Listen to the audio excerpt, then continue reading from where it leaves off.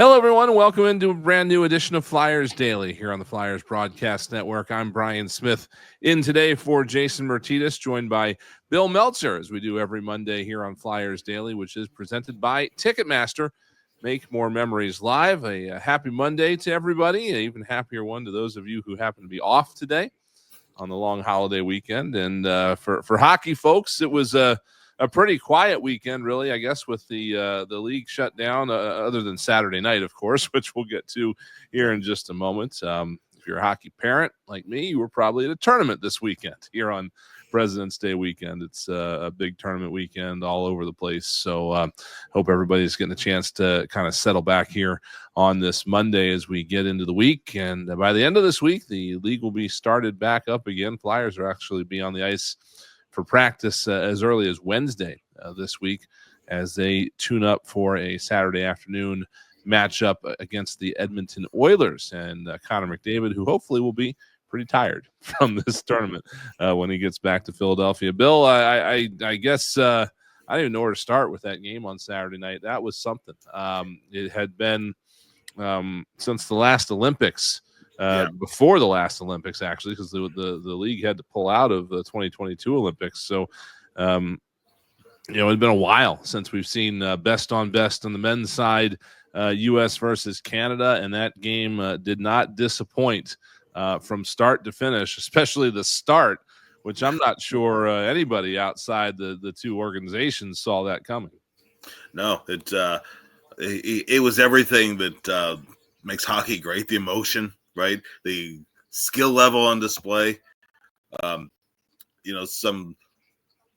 really nice shots, and I mean, the Sweden-Finland game was good hockey too. Yeah, but but the Canada USA was on a whole other level. It reminded me, not identically, but it reminded me in some ways of the '96 World Cup. Mm-hmm. Just the emotion level that got ratcheted up. Some of the level of talent that was on display. I mean, if you like hockey, you had to like that game in particular, and they be facing off again too if all works out that way too. So it's going to be really interesting to see how this plays out. USA has already clinched a spot in the championship game, which can be good or not be good, right? Because they're going to play a game that's essentially a tune-up game, whereas Canada's still kind of playing for its life in the tournament. So you got to keep that intensity level right where it's been, which I don't think will be a problem. And I think that it'll be interesting to see the crowd in Boston and just see what adjustments that Canada tries to make in the second game. But I mean, that was just tremendous hockey. I was still keyed up after that game. That was great stuff.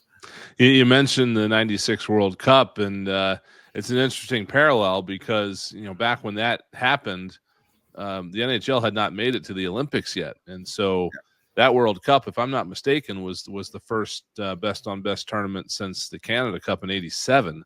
So it had been 9 years, and you're looking at this one here in 2025. It had been the first meeting since 2018. So you're going back 7 years to that one. So, it had been pent up for a while, and you could certainly see it. It was, again, with the three fights in the first 9 seconds of that one. We heard afterwards from both the Kachuk brothers that they had kind of talked about this during the day. Let's go out there and let's put an exclamation point on the front of this game. Yeah. And as Coatsy used to always say, everybody was on their feet in protest of all that fighting in the game. Everybody just turned their backs. Yes. Yeah. But no, and also harken back to Keith Kachuk fighting Claude Lemieux in that World Cup tournament. But it was just great hockey. Everything you would want to see. There's going to be a kind of a tough act to follow, but I think they'll do it with everything on the line. Again, you have to get there first. You have two other capable teams that might have something to say about this, but I think that's the matchup at least most people in North America are hoping to see. Certainly the intensity level compare that to your average February NHL game, right? It's right. it's just a whole other level, right? It like the playoffs kind of get that way at their best too. So, but that was great stuff. Would have liked to have seen Travis Konechny play in the last game. Would have liked to have seen Travis and I play in the first game. But apart from team allegiance, just to participate is an honor, and Sure. and see because one of the most interesting things is too, particularly with Konechny, is you're adapting to a different role than you even play in the NHL. So you have to make more with less ice time for a lot of these players. You're playing different situations, and it's such a short tournament that you don't have a lot of time to adjust. You have to come out ready to play and kind of go from there.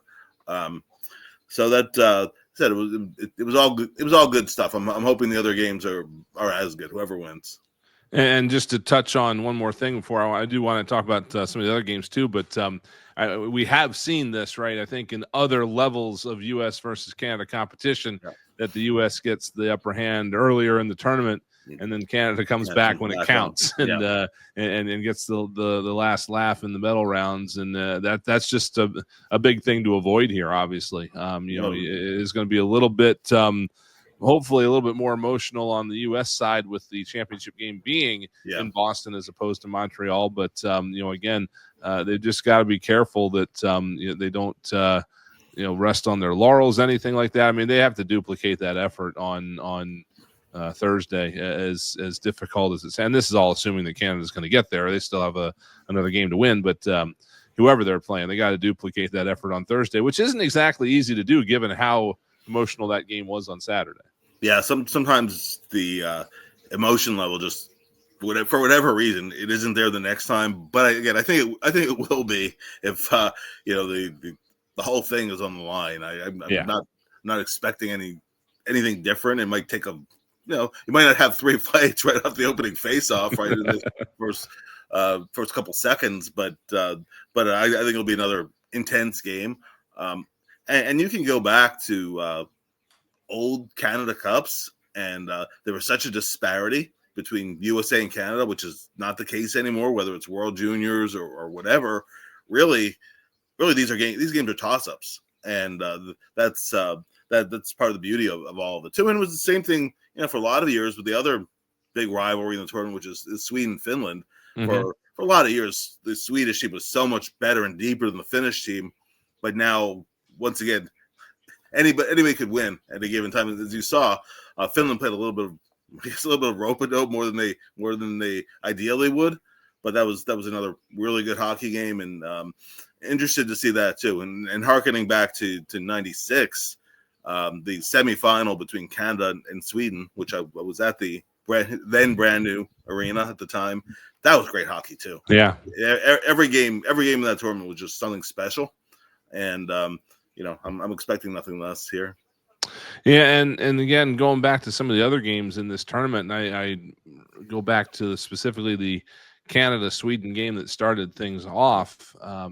That game after the first period, I mean, you're wondering if Sweden even needs to come back out after in the locker room, or come back out from the locker room after the first intermission, because Canada just wiped them up and down the map. I mean, it was crazy how lopsided that first period was. And then, like we see in a lot of NHL games, Sweden comes back out and forces overtime. I mean, they certainly upped the effort there in the final two periods. So, I know that the outcome of the U.S.-Sweden game for the U.S. isn't really important, but at the same time, you don't want to lose the momentum, and this is definitely a dangerous Sweden team. No, for sure. You have to be able to mirror that. How often we see that in the NHL, where you come off a really emotional win, and you're playing a team that, at least on paper, you think you should beat, and it works out anything but that way. And you have to be on guard against that, against any kind of a letdown. And really, every game in this tournament, even the blowout game with Finland, that was anybody's game going into the third period. Then then it kind of went sideways in the third period. So anything can happen. It really is best on best, and just the skill level. Even some of the goals, you go, well, it's one the goalie should have. Those were some pretty darn good shots too. So I'll be really interested to see how this next game works out, and then obviously looking forward to the finals. And and when you get in this environment too, it's really interesting to see how it's done in hockey versus perhaps some other sports, because I don't know that you get a whole lot of this in other sports outside of the Olympics, and even when you do, there's not necessarily that intensity. And I'm not just talking about the 3 fights that started things off, but all the other hits in the game, all the physical play. The U.S. really played exact, and I know John Tortorella is the assistant coach, but the U.S. played exactly the way they would have been told to play if he was the head coach, just by blocking shots and hitting and getting physical. I mean, it's definitely not an exhibition play in any of these guys' minds. No, there were a lot of ice packs after that game on both sides, right? I mean, guys were going all out, putting themselves in harm's way, and playing like they would in an NHL playoff game. And I think that's kind of the only way these guys know how to play in this kind of a game. I mean, sometimes in other international sports, they can't mirror it.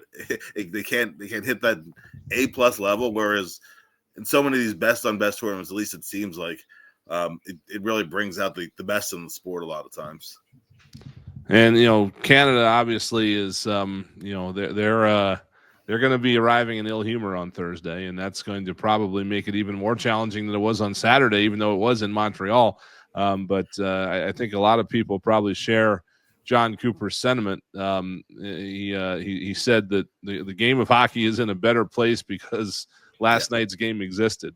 Said that on Sunday, and that pretty much sums it up. That you don't get that kind of buzz about a random NHL game in February, that's for sure. And especially it comes on NBA All-Star Weekend. Some guy was jumping over a car on the other channel on Saturday night while this was all going on.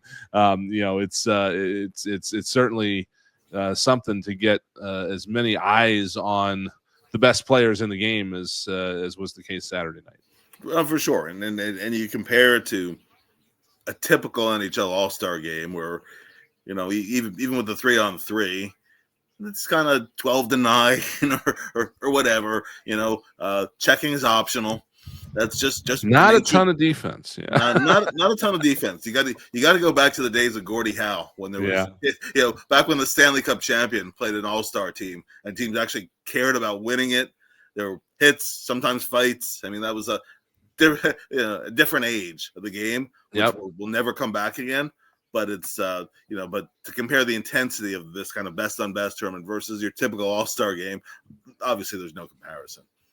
And a year from now we're going to be in the middle of an Olympics, and this whole thing is going to be even that much more intense with the Olympic Games behind it. So that's going to be certainly something to look forward to as well. We're just getting a little bit of a preview of it with the Four Nations here this year. Again, we do have NHL hockey coming back this week. Flyers, who are not in the tournament, will be returning to Voorhees on Wednesday for practice. They've got on ice scheduled Wednesday, Thursday, Friday, ahead of the game against Edmonton on Saturday. And it's a great time for everybody to get away. That is starting to slowly wrap up here over the next couple of days, and hopefully everybody's going to be rested and refreshed, and be a bit of a reset here for the roster as they again get back into they get to kind of ease back into it a little bit just in terms of the number of games. But once March gets here, it's going to be really busy again. So I guess it's going to be important for everybody to get back here in the right mindset headed into this Edmonton game. No question. And then after that, the Flyers will say on Pittsburgh, wrap up that season series kind of pretty quickly. I think one of the first things I'm looking forward to when the team gets back is I want to see Jacob Peltier make his debut. Finally, all that stuff is straightened out, so he Yes, he can go ahead and start playing. He's a player that I think the Flyers fans are really going to like just because of his all-out style of play. It'll be interesting to see where he's slotted in the lineup and how he can kind of take it and run with it. I mean, I think it's a very good opportunity for him to move on here. And other than the last game heading into the break, I mean, the Flyers kind of headed the wrong way heading into this. So, yeah, if you want the rest of your season in terms of making meaningful games, there's no more time to lose. So, we'll learn a lot over the first few games when they return. The team's still going to have to do what it has to do in terms of roster moves and whatnot. But for me, players are wired to want to compete, and I'll say that also from covering games and going in the room and whatever. It's just so much better when the games kind of mean something. Mm-hmm. So I hope they mean something for a while here. Well, it's going to be interesting regardless, at least for the next 2 weeks, because that's when the trade deadline is. It is 2 weeks from Friday. It is March the 7th, and that's when everything's going to happen here. These next two kind of condensed weeks after this Four Nations tournament is over, and there's all sorts of things potentially still on the table here for the Philadelphia Flyers. I know one of the names that have been bandied about was Rasmus Ristolainen, and he has, of course, had to miss this tournament rehabbing an injury. Obviously, that could affect what might go on there as far as trade values are concerned. But, it's going to be a very interesting couple of weeks here, I think, to set the Flyers up for where they are headed here into the summer. I think it's going to be a pretty interesting summer anyway. But, whatever happens here in these next 2 weeks is going to kind of finalize their route here, because they're going to have a bunch of cap space to play with now. But with the increase plus Joel Farabee's money coming off the books, what else comes off the books, we don't know, but there could be another couple of significant chunks coming off of it. And again, that's going to kind of put them in a spot where you've got a whole ton of draft picks coming up here in this draft. They might be able to get a few more for the next draft. Who knows where it's going to go? But again, the hand that they are going to be playing headed into the summer is going to be finalized here in the next 2 weeks. No doubt, absolutely. And it's high anxiety time for the players. Yeah. Every time you go back to the room and you turn on your cell phone and it's buzzing for several messages, you're like, well, what is it, right? Just the nature of the beast. There's a lot of people that feel a big sense of relief once the deadline passes, but also when teams are showcasing players, they press boxes packed with scouts, and then after that, kind of all that goes away for a while. Yeah. So this is a good time of year during the season to maybe not for the players, because again, they're nervous, but in terms of rooting interest, following the team as to what might happen or might be set up for the offseason in many cases, I always think it's a fascinating time of year. And obviously, when everybody gets back, there's going to be a lot of stories to tell. Again, the three Flyers that are playing in the tournament, haven't seen a ton of action, but Travis Sanheim gets in that big USA Canada game. Travis Konechny was in the game before. For Sam Ersson, I saw a little bit of a cool story on this today. It's he's part of a group of Swedes, obviously, and when you get these guys all together, they can all speak Swedish to each other, which really is not as normal as you would expect, according to a great article by Nick Kostanika of the NHL.com out in Detroit. They can kind of be themselves here, so they'll have some memories to come back with. I'm sure everybody's going to come back with a bunch of stories. Remains to be seen. What action any of these guys are going to get here over the rest of this tournament, but I think they're going to come back, even though they didn't get the rest that the rest of the team got, particularly in the case of TK and Sanheim. They'll come back a little bit invigorated by what they've been through. No question. It's you feel like the rest of the season now on tap. You went through the emotion of the tournament, and you do feel a little bit invigorated coming back. Had some days off in there too, so it'll be really interesting to see how the team comes back. It's not about where you end up finishing in the standings necessarily, but for this team where the state. But again, I think the longer you can play meaningful games, the better it is for a team. So absolutely. Well, we'll see where this goes, as we've got some exciting action ahead here this week as the Four Nations tournament starts to wind down. The U.S. and Finland coming up here later this week, and Canada and Sweden. Excuse me, I had that backwards, don't I? U.S. and Sweden coming up here later this week, and Canada and Finland as well from TD Garden in Boston. And then once everything is finalized, the championship game will be on Thursday at TD Garden. And if it's USA Canada, I'm sure we are all going to be looking forward to that rematch. And then again, just like that, we're going to snap our fingers, and it's the Flyers and the Edmonton Oilers coming up on Saturday at 1:00, followed by the Pittsburgh Penguins coming in next Tuesday. Little 2-game homestand, quick road trip for the Flyers, Pittsburgh and Winnipeg at the end of next week, and then a 7-game homestand coming up in March, longest homestand of the season. So tickets for all that available at PhiladelphiaFlyers.com. Bill, thanks for jumping in as always. Always a pleasure. Yep, we will talk to everybody soon, and our best to Jason Myrtetus again, still in his battle, and we'll have him back here, I'm sure, as this week goes on here. So thanks for joining us here on a new edition of Flyers Daily.